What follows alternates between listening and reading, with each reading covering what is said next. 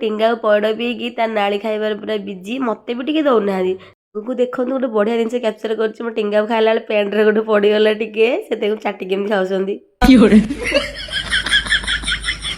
ତାଙ୍କ ଖାଇବା ଦେଖି ମୋତେ ଭୋକ ଲାଗିଲା ଜୋରସେ ମାଆ କହିଲି ମା ଟିକେ ପିଆଜ ଭେସୁଙ୍ଗା ପତ୍ର ପକେଇକି ଟିକେ ପିଠା କରିବୁ ମା କରିକି ଦେଲା ମୁଁ ପୁରା ନାଦିକି 2ଟା ପିଠା ଖାଇଲି।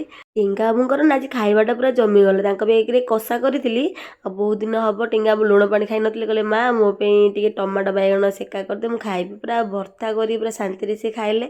ତାପରେ ସାଙ୍ଗରେ ଉପରଓଳି କୁହନ୍ତିନି ମାନେ ମାଆର ଟିଙ୍ଗା ଉପରେ ପୁରା ରାଗିକି ପୁରା ମୋ ଉପରେ ନିଆଁ କାହିଁକିନା ଗୁପଚୁପ ମୁଁ ଖାଉଛି ବୋଲି ମୁଁ କହିଲି ଏଇଟା ଲାଷ୍ଟ ଗୁପଚୁପ ଆଉ ଗୁପଚୁପ କେବେ ଖାଇବିନି ବହୁତ କଷ୍ଟରେ ସେମାନେ ରାଜି ହେଲେ ତ ଫାଇନାଲି ଗୁପଚୁପ ଆଣିଲି ଆଉ ଖାଇଲି। ତାପରେ ମାଆ ବି ଜାଣିଥିବେ ଆପଣମାନେ ମୁଁ ଯାହା ଖାଇବି ତାର ତ ସେଇଆ ଲୋଭ ଥାଏ ଛୋଟ ପିଲାଙ୍କ ଭଳିଆ ତ ବହୁତ ହୁଏ ତ ମୁଁ ପୁରା ଶାନ୍ତିରେ ଆଜି ଏକା ବଟିଆ ଖାଇଦେଲି ଲାଷ୍ଟକୁ ମାଆକୁ ଦେଖନ୍ତୁ ସେ କେମିତି ଖାଉଛି।